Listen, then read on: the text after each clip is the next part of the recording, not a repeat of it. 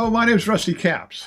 I'm the president and one of the founding partners of Counterterrorism Counterintelligence Training Partners, LLC. In this video, I'll be talking with you about our company, about our instructors, and I'll give you a condensed overview of one of our 4-hour training modules to help you understand what our training looks like. First, about our company. Counterterrorism Counterintelligence Training Partners is a service-disabled, veteran-owned small business. Since 2009, our CTCI instructors have trained thousands of U.S. intelligence community, military, and law enforcement professionals in a wide range of both strategic and tactical counterterrorism and intelligence topics. Initially, our more than 40 off-the-shelf modules were delivered exclusively in person to our public and private sector customers. After the arrival of COVID, however, we began delivering those same classes on the internet. Next, I'd like to talk to you about our instructors. To teach with us here at Counterterrorism Counterintelligence Training Partners, you have to have practical field experience in the professions that we teach. All of our instructors are intelligence, counterterrorism, counterintelligence, or law enforcement veterans who have more than 200 years of cumulative professional experience. Now let me introduce the crown jewels of CTCI Training Partners, our very talented instructor. The first instructor I'd like to talk to you about is Connie Huff. Ms. Huff is a retired U.S. Army intelligence officer who worked on counter-espionage investigations for more than 25 years. She's a graduate of the FBI National Academy and was the senior counterintelligence investigator on an espionage case that convicted an Army soldier of spying for Iraq during Operation Desert Storm. For her role in that espionage case, she was named the Department of Defense Investigator of the Year in 1992.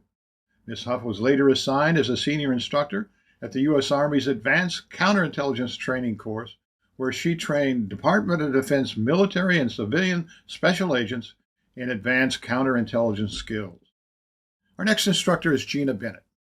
Ms. Bennett is a retired CIA counterterrorism specialist and member of the Senior Analytics Service who served 34 years in the intelligence community. She authored the first warnings in the early 1990s about the growing danger from Al-Qaeda and Osama bin Laden. Ms. Bennett is currently an adjunct professor at Georgetown University's Center for Security Studies and the director of a summer program on intelligence and national security at Georgetown. Our next instructor is Cindy Storr. Ms. Storr was an all-source analyst at the CIA from 1986 to 2007 and was promoted into the Senior Analytical Service in the CIA. Ms. Storr was part of a team that developed and taught the CIA's first terrorism analysis course. She is currently a consultant to the International Spy Museum in Washington, D.C., and is an adjunct professor at Johns Hopkins University. Our next instructor is Daniel J. Mulvaney. Mr. Mulvaney is a retired senior officer in the security service of the Royal Canadian Mounted Police who worked several major espionage cases against intelligence officers from the KGB and Eastern European intelligence services. After his retirement from the RCMP, Mr. Mulvaney was the chief of corporate security for 2 Global 500 international oil companies. For the next 18 years, he managed a diverse multinational staff of security managers, investigators, analysts, and technical specialists who provided security and operational support to employees and senior managers who worked and traveled in high-risk international environments. And I am the last of our instructors. From 1965 to 1974, I was an infantry officer. I served in Germany, Korea, and a tour in combat in Vietnam. In 1995, I retired from the FBI as a supervisory special agent after 21 years of service. During that time, I worked a variety of major criminal counterintelligence and counterterrorism investigations. In 1984, I managed the Anti-Terrorist Operations Center for the Los Angeles Olympic Games. I currently teach our counterterrorism and intelligence modules to professionals at a major U.S. intelligence community agency and am a lecturer at Georgetown University in a summer program on intelligence and national security. And now, it's time to give you a first-hand look, as I promised earlier, at our innovative training. To do that, I'm going to take you through an abbreviated running of one of our 4-hour modules. I'm going to talk to you now about a 40-hour, 5-day course that we have taught really since 1995 on the evolution of intelligence from the Revolutionary War to the modern era. In the recent years, we've been asked by our clients to cut it into pieces, and so it's now divided into 9 4-hour modules, and I'll be summarizing them for you in this particular video. But first, by way of background, we started this particular class. It was called an overview of critical counterintelligence issues back in 1995. It was first previewed by a group of 47 instructors from all over the intelligence community. It was hosted at a foreign counterintelligence activity site operated by the U.S. Army, sponsored by the Army and the CIA. By 5 years later, we'd answered the question that everyone was asking themselves at the time this first class was given, and that is, could it be adapted to a class really on strategic intelligence for professionals inside the intelligence community? By the year 2000, Dave Major, who created the course as a part of a master's program at the Institute of World Politics in Washington, D.C., and I had delivered the course 72 times to well over 2,000 employees from the CIA, NSA, and other intelligence community professionals, as well as some federal and state law enforcement officers. So it's proved the test of time. Now, why did we do it? Why was the course created and why was it offered to the intelligence community? Well, the real reason is because there was then no course like it on strategic counterintelligence.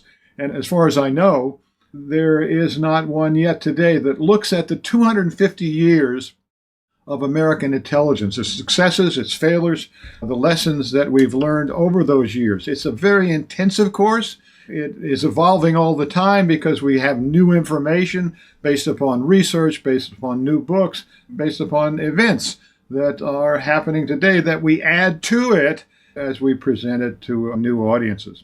It really is an overview of strategy as well as some tactics, but mostly a high-level look at the strategy, the laws that have impacted the significant events that have occurred, and the major cases that have shaped U.S. intelligence and American history. And I have to add right now that when you look at the history of the United States, you very seldom are provided with an understanding of the impact that intelligence actually played on those big decisions and those leaders that made those big decisions over the 250 years or so that we've been a nation. An additional goal that we've always had for this course is hopefully a motivation for you to increase your own professional knowledge base, to develop your own insights and your own truths about the intelligence profession that you, in fact, are involved in, either as a professional or on the periphery of it, supporting intelligence professionals. Now, to give you an idea of someone else that thinks intelligence and the evolution of intelligence is important, here's a very short clip from President Obama delivered at NSA headquarters in January of 2014, where he talks about some of the things I'm going to go over with you in this particular video. Give it a listen, and we'll come back and add some more details to the contents of this, I think, very important series of modules on the evolution of intelligence in America. At the dawn of our republic, a small secret surveillance committee born out of the Sons of Liberty was established in Boston. And the group's members included Paul Revere. At night, they would patrol the streets, reporting back any signs that the British were preparing raids against America's early patriots. Throughout American history, intelligence has helped secure our country and our freedoms. In the Civil War, Union balloons reconnaissance tracked the size of Confederate armies by counting the number of campfires. In World War II, code breakers gave us insights into Japanese war plans. And when Patton marched across Europe, intercepted communications helped save the lives of his troops. After the war, the rise of the Iron Curtain and nuclear weapons only increased the need for sustained intelligence gathering. And so, in the early days of the Cold War, President Truman created the National Security Agency, or NSA, to give us insights into the Soviet bloc and provide our leaders with information they needed to confront aggression and avert catastrophe. The beginnings of intelligence in America really start with George Washington. He was obviously the first Army commander-in-chief. He's also the father of American codes and code breaking. He was our first president, the father of our country, no question, but he was also our first spy master. And to give that more credence, a former DCI, Bill Casey, said in 1983 that my first predecessor as Director of Central Intelligence was George Washington, who appointed himself, and that's exactly what Washington did. And I would also say to you that unlike any other commander-in-chief of the Army, and unlike any other president that we've ever had, Washington understood the value of intelligence, and he used his own money to create intelligence networks that assisted him in basically being successful as the commander of the Continental Army. Now, his job was never to beat the British. His job was to survive long enough, keep the army in the field long enough, that the British public got tired of the expenditure of resources and personnel to try to keep this American colony in its colonial status. He was never going to beat the British Army. They had the best army and for sure the best navy in the world at that time, but he needed to outlast them. And to do that, he absolutely needed to know what they were up to, where they were at, what their next plans were going to be. And he also needed to protect his own plans from the eyes of the British spies. And so in addition to his understanding and appreciation of intelligence, he also understood the importance of counterintelligence.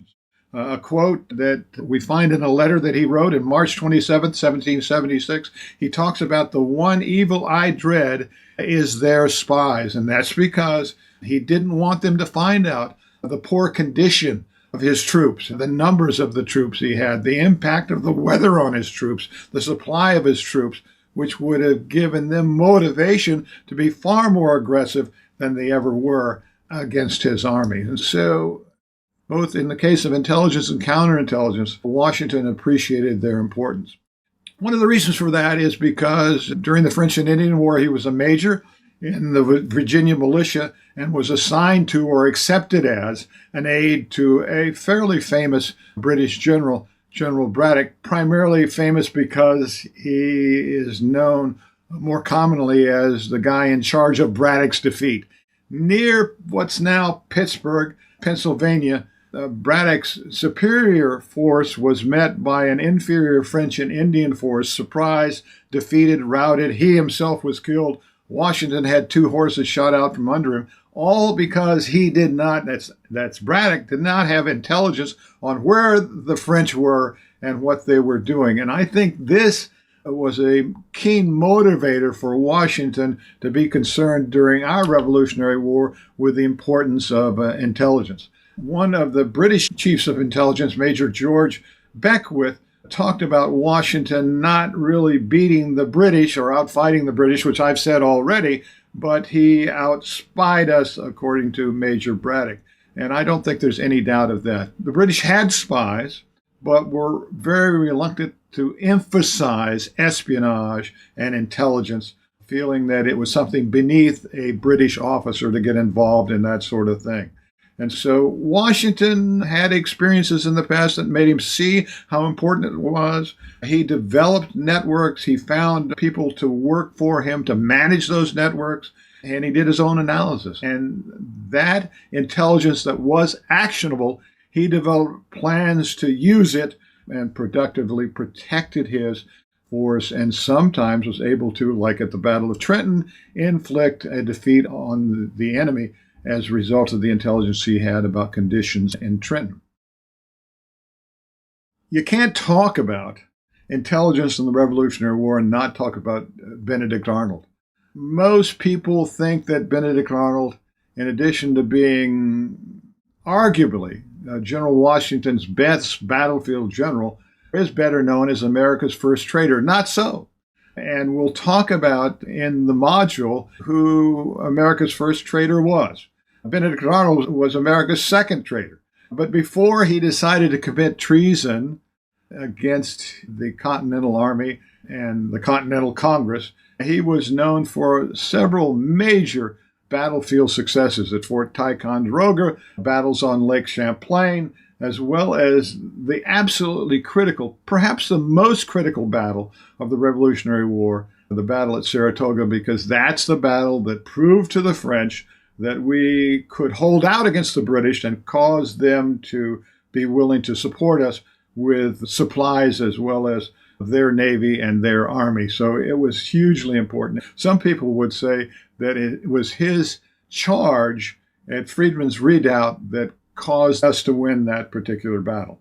Anyway, he was Washington's best battlefield general, but was disgruntled because he saw others that were not as successful or as competent as he was being promoted over him, and he decided to defect to the British. First, through written correspondence, and then on being discovered in a relationship that he had with a British spy master, a fellow by the name of Major Andre, having to flee his command at West Point down the Hudson River and board a British warship, HMS Vulture, and join the British. And eventually they promoted him to a brigadier general. He was involved in several battles later in the war in Virginia. Next spy that I'm going to talk to you about in the Revolution is one that we all know about, and that's Captain Nathan Hale. He was a fellow who should not have been a spy, and we go into some detail to describe how he was selected, the route that he took, the things that he did that made him noticeable to the population, and then his fairly rapid arrest and hanging. He had only been a spy for 6 days before he was hanged on September the 22nd, 1776, and this had an impact on the officers that knew him, I think an impact on General Washington. And when they did things after this, they did them in a more thoughtful manner. I won't say professional, because at this time there were no professional spies. Everybody was learning their job on the job, and it would be the same way in the Revolutionary War. But Captain Nathan Hale was maybe our best known unsuccessful spy.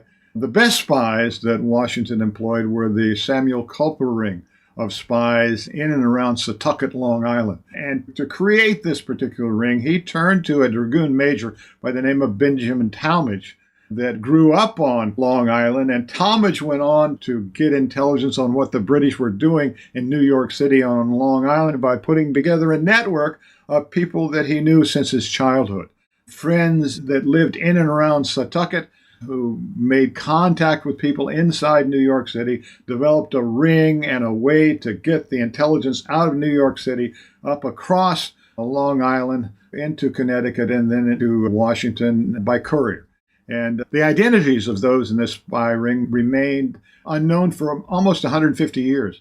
They were not discovered really until the 1930s, when someone found in their attic a trunk full of documents that began to identify and show the importance of this particular spy ring. Fascinating story that we explore in some depth in this module. So there's some things I could say to you about what spies were like in the Revolution. First of all, they were volunteers and they were amateurs. There was counterintelligence of a sort. The basic public awareness program was spies are afoot in the land, the so-called hue and cry. There were deserters and defectors and traitors that became spies for the other side. Scouts and couriers were used to collect intelligence. Non-official covers and covers for action were used. Diplomatic intelligence was collected, and there were diplomats who did that type of collection, including Benjamin Franklin. And all of these things make the story of intelligence during the Revolution much more comprehensive than most people thought it might be. And this module, for me, is one of my favorite modules. The War of 1812, and really the period between the Revolution and the Civil War, not much intelligence was done at all. Those networks that were in place during the Revolution were disbanded. The federal government had no civilian intelligence service. The military and the Navy were reduced to very small numbers of troops and vessels. And really, the only intelligence that was collected of any value in the War of 1812 against the British was collected by the troops in the field, the commanders in the field, by cavalry and through their binoculars. A very rudimentary intelligence collection that had been going on literally for centuries. The Civil War was, from an intelligence point of view, very much like the Revolutionary War. As the Civil War progresses, commanders, including those commanders on both sides and President Lincoln, recognized the need for intelligence.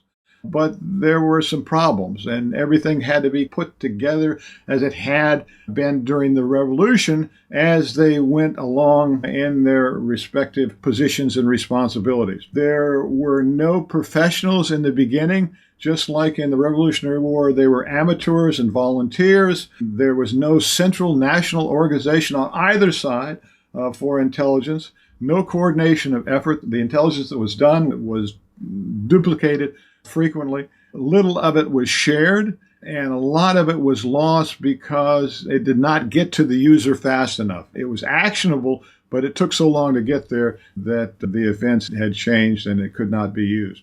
Intelligence sources similar to the ones during the Revolutionary War. Some new, though. Photographers and photography is new. Deserters, prisoners of war, yes. Newspapers, this is new. Not much from newspapers were used during the Revolutionary War. Hot air balloons is new, and telegraphs is new. So there's some new technologies here that weren't there before. But by far, I think the most important point to make to you is that women and slaves were very successful, and primarily on the Union side, women, and exclusively on the Union side, slaves were successful in being able to get intelligence and get it back to Union commanders in time to use it.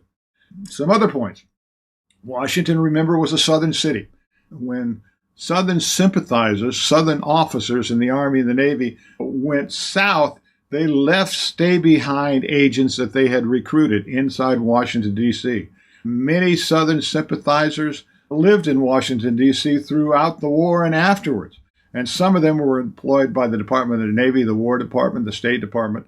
And the last thing I would say is that the Union created two rival counterintelligence agencies, which was not helpful in catching spies, although several of them were certainly caught.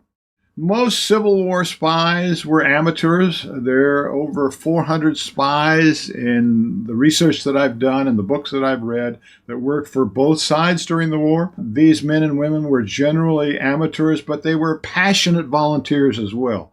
The few professionals that there were are generally men, one or two women, that had been police or private detectives working for the Pinkerton Agency mostly. Now, the thing that I said to you earlier that I want to emphasize and repeat is that the Confederacy overlooked the espionage threats from women and slaves, thinking both groups were not intelligent enough to understand the military discussions that they were allowed to overhear. The best Union spy was Elizabeth Van Lew in Richmond, a fascinating woman that was an abolitionist and used her freed slaves to basically populate her intelligence network and use them as couriers to get the intelligence that she and her network created to the Union Army. The best Southern spy was Rose Greenough, who was a socialite in Washington, D.C., that was very successful in collecting intelligence up to the time that she was discovered by Allan Pinkerton and his detective agency. The two rival counter-spy, counter-espionage organizations were run by Allan Pinkerton, the second one by Lafayette Baker, who in his book takes credit for creating the U.S. Secret Service, but he did not do that. All right, after the war, what happens? Well, intelligence goes away in the Army the way that it did after the Revolutionary War, but some things are going to happen during this period that are important for us to keep in mind. The first of all is the Secret Service. Secret Service stands up in 1865, primarily as a federal criminal investigative agency to go after counterfeiters because the Union started using paper currency that was being counterfeited, and the law finally made its way through Congress, establishing them. It was one of the last official acts that President Lincoln did before he was assassinated. It was put under the Treasury Department. It was not involved in protecting President Lincoln. The Metropolitan Police Department did that, and off and on involved in some protection of presidents when specific threats were discovered, but did not become the official 24-hour, 7 days a week, 365 days a year protection for the President of the United States until William McKinley is assassinated in 1902. During World War I, the Secret Service is going to be involved in investigating German espionage in Washington, D.C. and in New York, but that's only going to be during a short period of time, probably from about 1915 to 1918. Three other agencies that have an impact on federal intelligence collection and law enforcement are created during this time. The Judiciary Act of 1879 creates the Office of the Attorney General, and it took really almost 80 years before there was more than one person, that is the Attorney General, doing the job part-time. By 1870, during the Grant administration, the Department of Justice is stood up to support the activities of the Attorney General, but without any investigators until 1908. Next organization I want to talk to you about is the Office of Naval Intelligence, which really is the first of the military intelligence services that still exist today. It was created on orders of the Secretary of the Navy in March of 1882 and had certain limited requirements to collect information on foreign navies and foreign ports in its initial mandate. 3 years later, 1885, the Secretary of War says the Army needs to have an intelligence service and stands up the Division of Military Information that's later going to be renamed to Military Intelligence Division, and is going to do the same sort of thing for the Army that the ONI is going to do for the Navy. And both of them are going to start out very, very slowly and going to be very, very lightly staffed. I think the Army starts out with one officer and 3 clerks, something like that, until we get into World War I in 1916, and then it mushrooms dramatically in size. The last of these federal intelligence agencies that I'm going to talk to you about starts up, like the U.S. Secret Services, exclusively a criminal organization. In 1908, President Roosevelt pushed the Attorney General, Charles Bonaparte, to create inside the Department of Justice a group of investigators, because Justice had been barring investigators. It hired people from the Pinkertons and used Secret Service agents as investigators, but didn't have their own. The AG did that. He created what was known as the Bureau of Investigation, the BI, and focused them exclusively on a small number of criminal violations that would allow these investigators to collect evidence to assist attorneys inside the Department of Justice in prosecuting cases. Very little counterintelligence is even considered by the BI until World War I is well underway.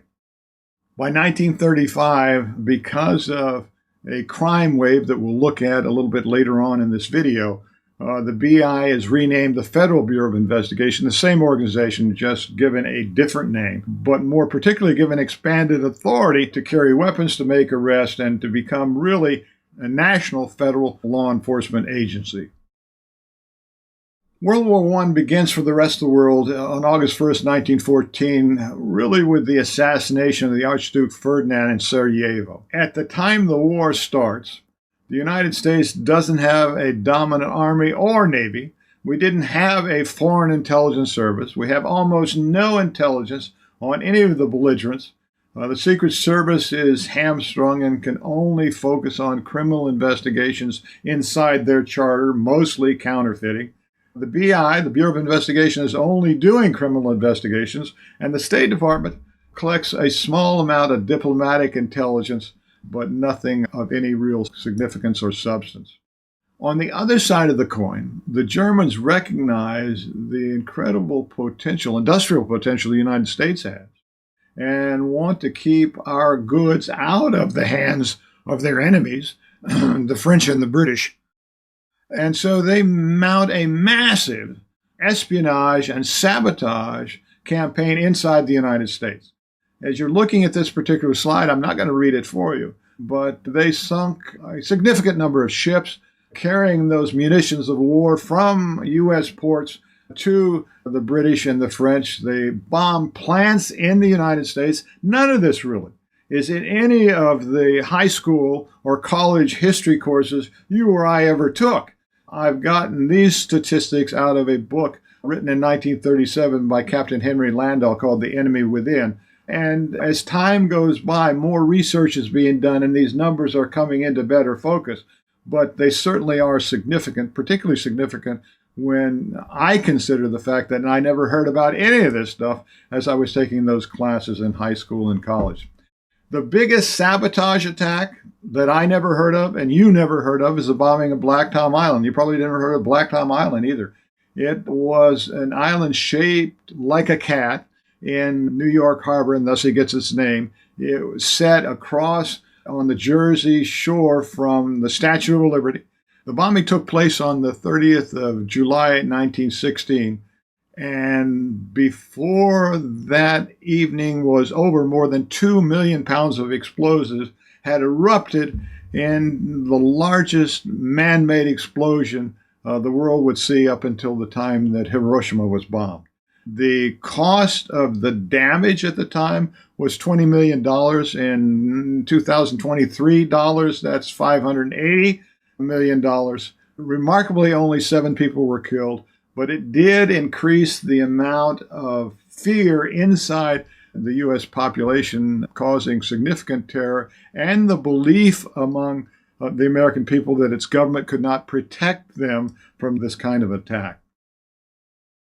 The next module really focuses on the interwar years between World War I and World War II. We look at a number of different espionage threats and a significant criminal threat that causes a change in the structure of and the resourcing of the FBI. And this is the gangster era of the late 1920s and 1930s, the Lindbergh kidnapping, the Kansas City massacre, the bank robbers that were crossing county and state lines to avoid police departments that could not do that did not have jurisdiction outside of their home territory. Some of the names that I've included here you'll recognize from history. The reaction by the public caused Congress and the executive branch to do a number of things. Congress wrote new law, created greater appropriations for the Bureau of Investigation, law that allowed the Bureau of Investigation to carry weapons, become a national police force, and change the name from the Bureau of Investigation to now the organization that you know as the FBI or the Federal Bureau of Investigation. Same outfit, but with new jurisdiction, with new resources, and with new capabilities. And one of the things that they began to do that they had not done since World War I was start to look at the espionage threat to the United States. And one of the biggest ones at that particular time was German espionage. A lot of German spies in the United States. And the FBI was able to mount operations and basically take all of them off the table before we enter the war on December 7th, 1941. Now, the war is already going from the 7th of September, 1939, but we're not going to enter it until a couple of years later. Two of the cases that I want to point out to you, there are several others in this particular module. The module itself is 4 hours long, but the first espionage double agent case that the Bureau ever ran is called the Siebold Duquesne case, and it resulted in the arrest of 33 German spies during June of 1941 before we ever go to war with Germany. So Germany, by the time they declare war on us after Pearl Harbor, has no eyes inside the United States to collect intelligence as a result of this and several other counterintelligence coups. The other case involves an effort by the Germans to reestablish their networks in the United States called Operation Pastorius. And it sees in June of 1942 the landing in 2 locations of German spies / saboteurs, 8 of them, Four are going to land in Amagansett Bay off Long Island. The second group is going to land in Florida at Punta Vedra. Both groups take off their German uniforms, don civilian clothing, bury all their espionage and sabotage materials in the sand to come back to it. In a very short order, the 8 are arrested. By August the 8th, they'd all been tried and convicted and sentenced to death, and 6 of them on August the 8th were executed in an electric chair in the D.C. jail and buried in unmarked graves in the District of Columbia. The other 2 had life sentences that were eventually commuted and deported back to Germany in the late 1940s. The second of the espionage threats involves Japanese intelligence during the period 1925 to 1945. And there were a number of different Japanese intelligence agents that they recruited. There were some of their naval intelligence officers sent here under the cover of being students, English language students at universities on the East Coast and West Coast of the United States. The biggest network by far is Lieutenant Commander Itaru Tachibana's network that was neutralized in June of 1941. Arguably a dozen or so spies in this network, and very effective in collecting intelligence. When he was arrested, his hotel room was searched, and the FBI and Naval Intelligence found evidence of this ring and massive amounts of national defense information that this ring had collected. One of the points we make in this module is that World War II was a SIGINT and a covert operations war. Tremendous successes in signals intelligence and code breaking, as well as creation of covert organizations like the OSS to go behind enemy lines, taking a page from the British Special Operations book of their SOE, Special Operations Executive. The OSS put undercover operatives into European countries as well as countries in Asia, and was successful in supplying and training guerrilla groups there to attack the Nazis and the Japanese. But really, more importantly, World War II was a SIGINT war, and these are some of the major successes in the SIGINT business that the Army and the Navy code breakers were able to achieve. First, the Diplomatic Purple Code, which allowed us for the entire period of the war to look inside Japanese diplomatic traffic to understand what was happening, not just with their diplomats, but with their Army and Navy as well. In 1942, the Navy broke JN 25, the Japanese Naval Code, which assisted in understanding where Japanese fleet units were moving to.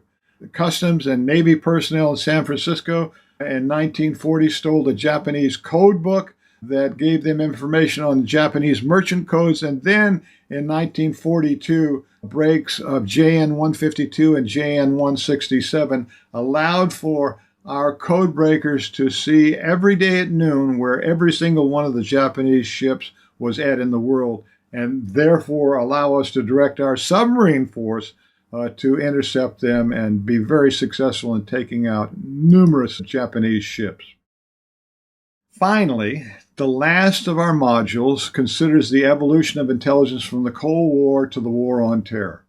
And this is really a story of a fast start with lots of early successes in intelligence collection and covert action, followed by extraordinary intelligence failures and really the dysfunction of the concept of covert action. There was, as a result of these failures, a loss of trust by the national command structure, the media, and the public, loss of congressional support, which included funding, and then coming back from those failures took an awfully long time to win back the respect for the U.S. intelligence community. So this is a very interesting period in our history that we cover in really 2 4-hour modules. Now, we're going to look at the beginning of this period, the beginning of the Cold War, which starts at the end of World War II, with most Americans, including President Truman, believing that we would remain allies of the Soviet Union. But that didn't happen because the Soviets kept their Red Army stationed in the Eastern European countries that they had conquered during the war itself, and they escalated their conflict, mostly through their intelligence services, the KGB and the GRU, with the United States and our allies around the world. This new Cold War, non-shooting war, was the result of these actions by the Soviet Union. It's during this period that we have a number of Soviet defectors come to us, come to our Canadian and British allies, as well as a Army Signal Security Agency, the forerunner of NSA, and their program to break into Soviet codes called Venona are going to start to educate us on the incredible size and scope of the Soviet penetration of Canada, the United Kingdom, and the United States. In the final analysis, the Venona program, which I would argue is the most important counterintelligence source of the 20th century, will point out a penetration by more than 400 codenamed Soviet recruited agents inside our government institutions and American companies, which is a massive penetration by anyone's standard. Another one of the major components of this particular module is a detailed look at the impact of the Watergate break-in and its role in the resignation of President Nixon and the follow-up increase of controlling legislation, federal statutes, to control U.S. intelligence community agencies. This all gets started with a group of investigators inside the White House called the Plumbers, who were looking for leakers in the Nixon administration as the Nixon administration began to ramp up its efforts for the 1972 national presidential election. The Plumbers were repurposed to campaign dirty tricks, and one of those dirty tricks was the burglary of the Democratic National Committee offices at the Watergate complex in D.C. In June of 1972, 5 of the Plumbers were in the process of going through the Democratic National Committee offices to collect intelligence as well as to plant bugs in the telephones in those offices when they were arrested by the D.C. Metro Police Department.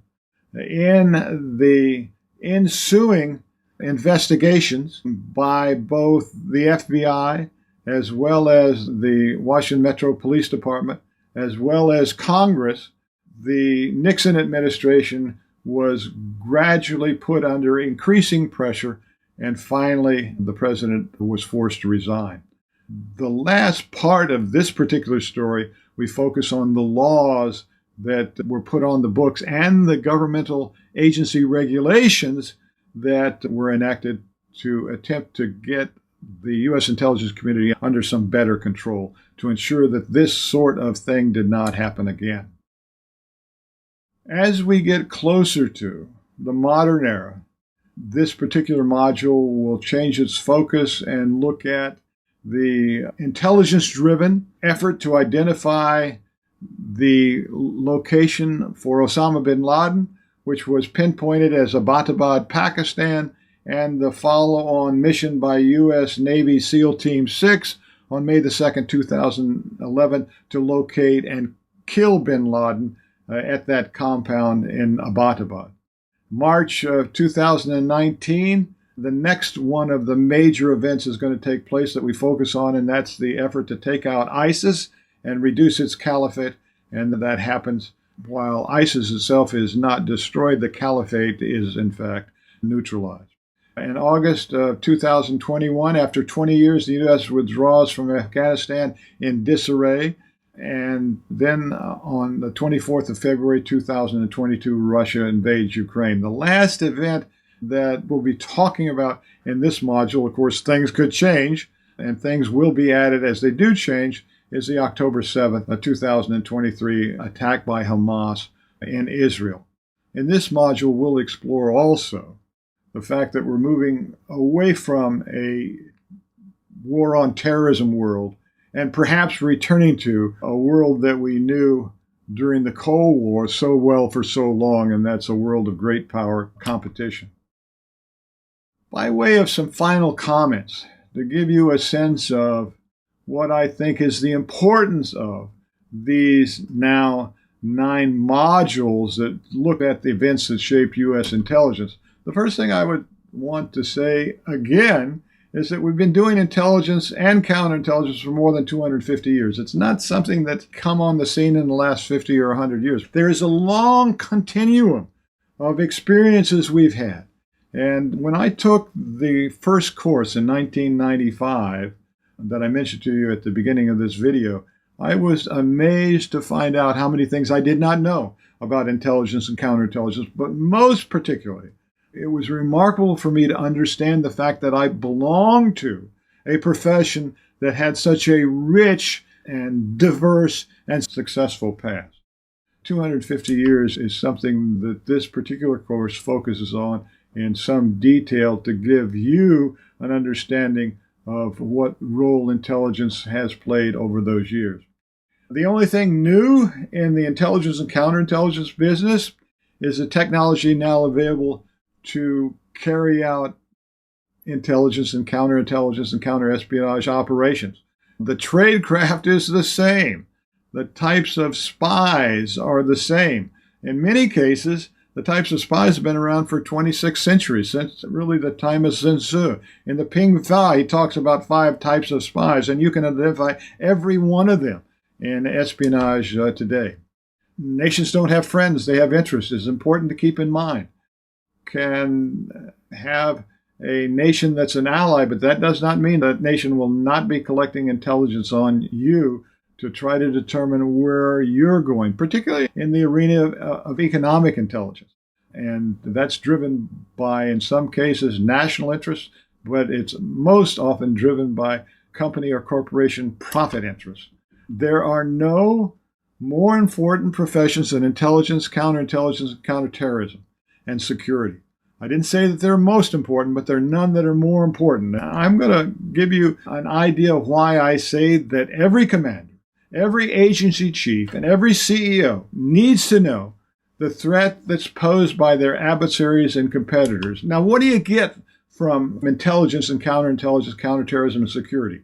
It's not an option. Intelligence is not an option in any one of those categories of leaders that I just described. You get from intelligence a protected environment where we ourselves and our most important creations, ideas, can flourish. If someone gets inside that protected environment, they're going to steal our ideas, our intellectual property, our classified information, and use them for their interest or against our interest. And therefore, as important as it is to create some new product or create some new classified project, the person that creates that project, the intellect that creates it, is no more important than the person that's involved in protecting it. Because if someone steals it, doesn't matter how bright you are, it doesn't matter how much money you spent on the product, you've in fact lost it. So that's a look at our 9-module series on the events that shaped U.S. intelligence. Thanks for listening.